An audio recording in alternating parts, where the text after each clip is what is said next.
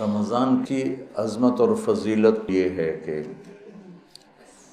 فرض 70 فرض کے برابر ہو جاتا ہے اور نفل فرض کے برابر ہو جاتا ہے۔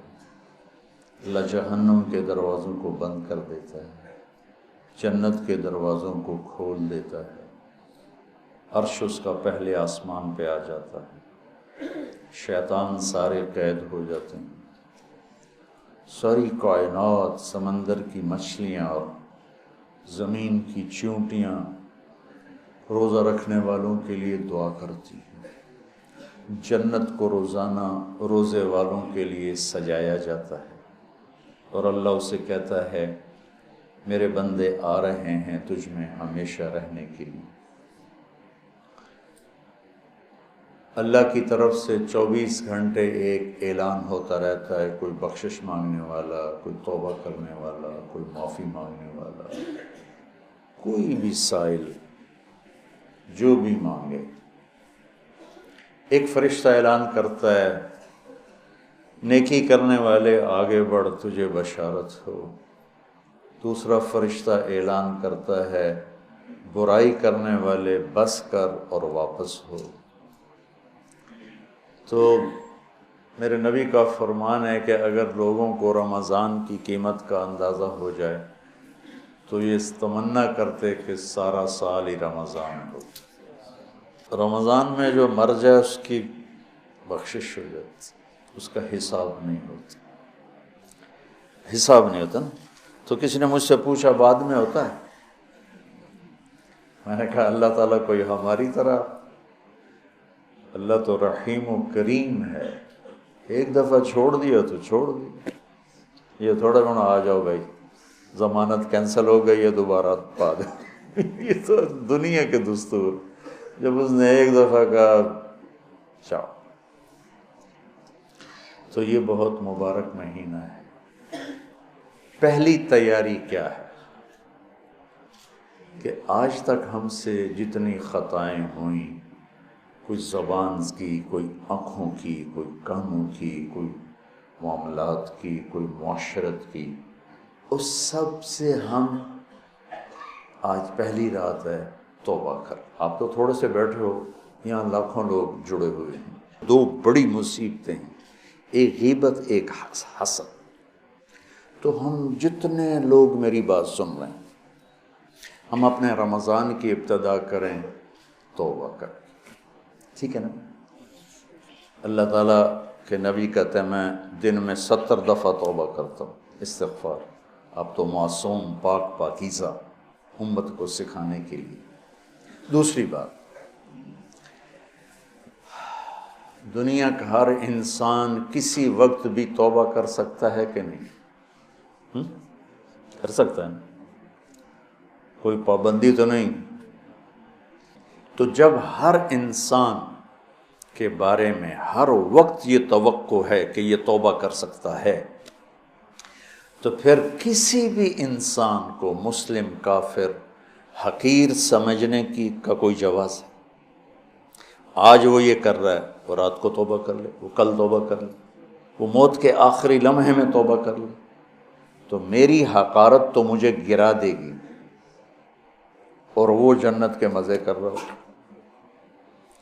تو رمضان میں داخل ہونے کے لیے دوسری تیاری یہ ہے کہ اپنے دل کو سب کی نفرت سے صاف کرو۔ اللہ نے میرے نبی سے کہا لست علیہم بمسیطر، میرے نبی آپ ان کے اوپر کوئی ٹھیکیدار نہیں ہیں، یہ میرا کام ہے، بس آپ اپنا پیغام پہنچائیں۔ تو آپ اس پیغام پہنچانے میں سامنے کون تھے؟ کافر، اور آپ دیکھ رہے تھے اس کو ایمان نصیب نہیں ہوگا، یہ تو آپ کو اللہ نے نظر دی تھی، پھر بھی آپ نے اس کی اتنی منتیں کی ہیں۔ ابو جہل، آپ نے کہا میری امت کا فرعون ابو جہل ہے، اور موسیٰ کے فرعون سے بڑا فرعون ہے کہ موسیٰ کے فرعون نے مرتے ہوئے کہا توبہ کرتا ہوں، اور اس امت کے فرعون نے کہا گردن ذرا نیچے سے کاٹنا تاکہ لوگوں کو پتہ چلے کسی سردار کی گردن۔ آپ نے اس کے گھر کے اتنے چکر لگائے جس کے بارے میں جانتے تھے نصیب میں ہدایت نہیں ہے، کہ وہ کہنے لگا اے محمد بس کرتے، ہم قیامت کے دن گواہی دے دیں گے کہ تو نے ہمیں اپنے رب کا پیغام پہنچا دیا تھا، اب بس کرتے۔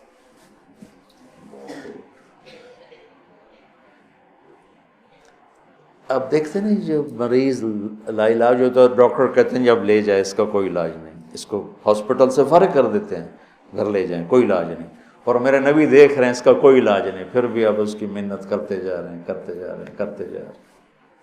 کاش ہم تھوڑا سیرت کو بھی پڑھتے۔ پھر مجھے خواجہ صاحب یاد آ جاتے ہیں، سکھری تروش منصوری نو ٹھپ رکھ کنز کدوری نو، ہادی نہ سمجھ ہدایہ کافی نہ سمجھ کفایہ، کفایہ کافیہ وزن شعر کی وجہ سے، ہادی نہ سمجھ ہدایہ کافی نہ سمجھ کفایہ، کر پرز شرع وقایہ ایو دل قرآن کتاب۔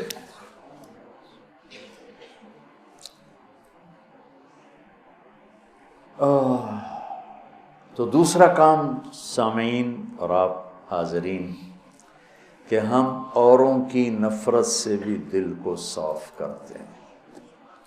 ہم چاہتے ہیں نا اللہ ہمیں معاف کر دے، تو ہم ہر ایک کے لیے یہی چاہیں کہ اللہ اس کو معاف کر دے۔ جس کو میرے نبی دیکھنا نہیں چاہتے تھے، حضرت حمزہ کے قاتل وحش، اللہ نے ایمان دے دی۔ اور بات لمبی ہو رہی لیکن یہ چونکہ ہمارے دل نفرتوں سے بھر چکے ہیں، اور بہت مبارک مہینہ ہے، اور المشاہین کی بخشش نہیں ہوتی پورے رمضان میں، جس کے دل میں نفرت ہو کسی کی اس کی بخشش نہیں ہوتی، اور اس کو ہم گناہ ہی نہیں سمجھتے۔ چند آدمیوں کے بارے میں آپ نے فرمایا تھا جہاں ملیں قتل کر دو، چاہے وہ بیت اللہ کے پردے کے اندر بھی۔ ان میں ایک عبداللہ بن ابی سرحہ بھی ہیں، اکرمہ بن ابی جہل بھی ہیں، واشی بھی ہے۔ تو وہ 17 تھے، 3 عورتیں 14 مرد، اس میں سے 13 کو ہدایت نصیب ہوئی، 2 قتل ہوئے اور 2 کا پتہ ہی نہ چلا بھائی۔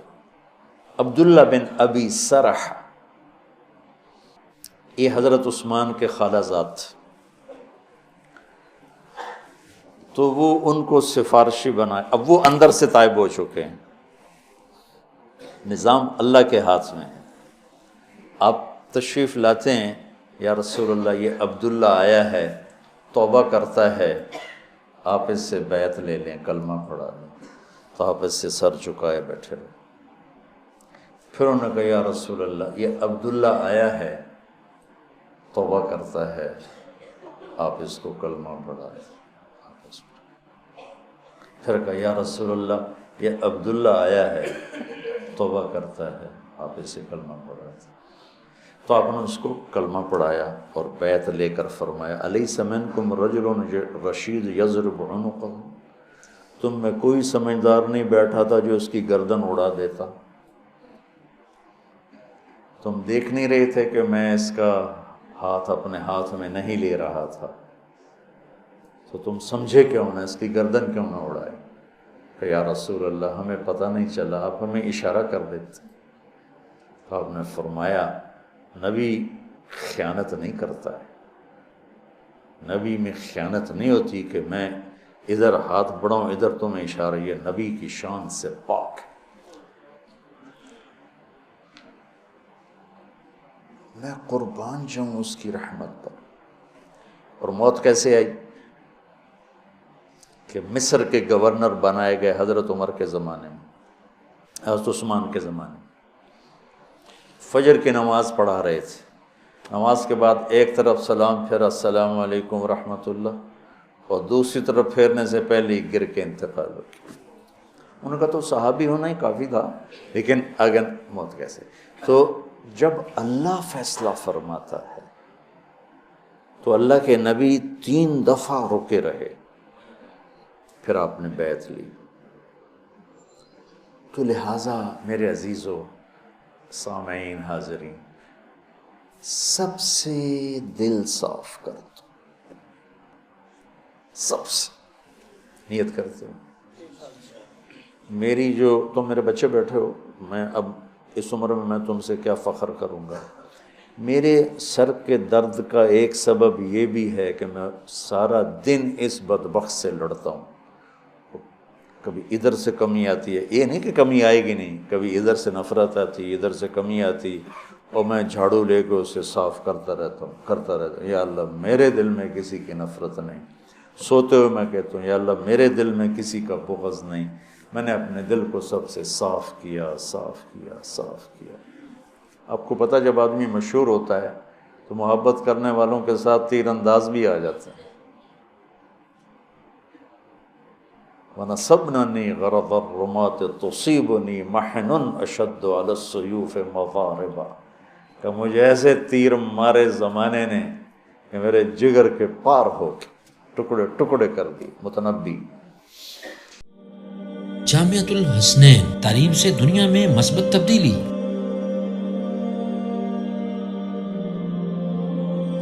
جامعۃ الحسنین گزشتہ 20 سال سے اپنے طرز تعلیم اور جدید نصاب سے سینکڑوں تشنگان علم و تربیت کو سیراب کر چکا ہے۔ زکوٰۃ، صدقات اور عطیات کو تعلیم کے لیے مختص کریں۔ تعلیم کے لیے آپ کا تعاون معاشرے کی قسمت بدل سکتا ہے۔ جامعۃ الحسنین کا پیس ٹرسٹ اکاؤنٹ نمبر ہے 0407010228923 براہ کرم بھیجی گئی رقم صدقہ، زکوٰۃ یا عطیات میں سے ہے۔ اپنی ڈپازٹ سلپ پر اندراج کرنے کے بعد اس نمبر پر واٹس ایپ کریں۔ نمبر ہے 031631100000۔